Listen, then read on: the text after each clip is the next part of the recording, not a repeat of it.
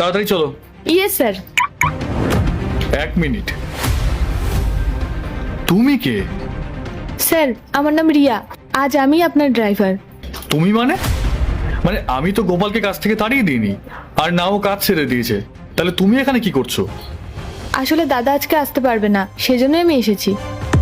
দাদা মানে? কে তোমার দাদা? আমি গোপালের বোন হই।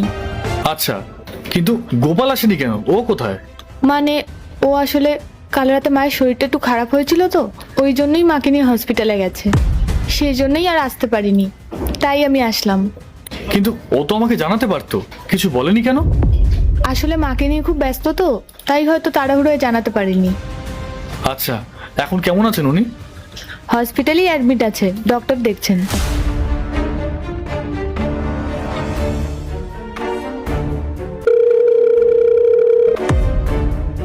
হ্যাঁ স্যার। হ্যাঁ আন্টি কেমন আছেন এখন? এখন আগের থেকে একটু ভালো আছে। আচ্ছা শোনো, যদি কোনো রকম প্রবলেম হয় আমাকে জানাবে। হ্যাঁ স্যার, অবশ্যই। খেয়াল রেখো, রাখছি। হ্যাঁ স্যার স্যার বলছি, বোন যাবে আজ, আপনার একটা ইম্পর্টেন্ট মিটিং আছে তো, তাই ওকে পাঠিয়েছি। ঠিক আছে, আমি দেখে নিচ্ছি এদিকটা, তুমি ওদিকটা ভালো করে সামলে নাও। ঠিক আছে? ঠিক আছে স্যার। স্যার চলুন তাহলে। শোনো, তুমি এক কাজ করো, তুমি আজকে বাড়ি চলে যাও, আমি একাই ড্রাইভ করে নেবো। না না স্যার, এটা আপনি কি বলছেন? আমি ড্রাইভ করতে পারি, আমি নিয়ে যাচ্ছি আপনাকে, আপনি চিন্তা করবেন না। আরে তুমি যাও, তোমার ভাইয়ের কোনো টাকা আমি কাটবো না। স্যার আমি টাকার কথা বলছি না, আমি যখন কাজটা পারবো তাহলে কেন করব না, আপনি বসুন। ভেবে দেখো।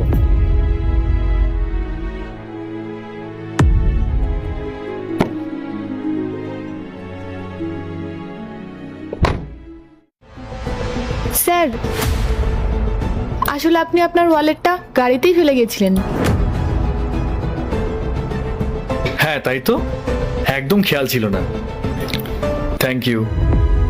কোনো ব্যাপার না স্যার, আমি না দিলেও ওয়ালেটটা তো আপনার গাড়িতেই ছিল। হ্যাঁ সে তো ঠিকই। বাই দ্য ওয়ে, তুমি তো বেশ ভালো ড্রাইভ করো, তা কোথা থেকে শিখলে? যখন দাদার ফ্রি টাইম থাকতো তখন আমাকে ড্রাইভিং শেখাতো, আর বলতো সব রকম কাজ শিখে রাখা উচিত, কখন কোনটা প্রয়োজনে লেগে যায়। বাহ, যেমন বুদ্ধিমান দাদা তার তেমন বুদ্ধিমতী বোন। Thank you sir. স্যার আপনি তাও কতক্ষণে ফ্রি হবেন? এই ধরো আধ ঘন্টা। আচ্ছা আমি তাহলে গাড়িতে গিয়ে ওয়েট করছি। শোনো, বাইরে এত গরম, তুমি গাড়িতে বসবে? এত দূর যখন চলে এসছো তাহলে অফিসে চলো না। না স্যার, আমি গাড়ি। পার্ট 2 দেখতে সাবস্ক্রাইব করো ভেলকু 78M।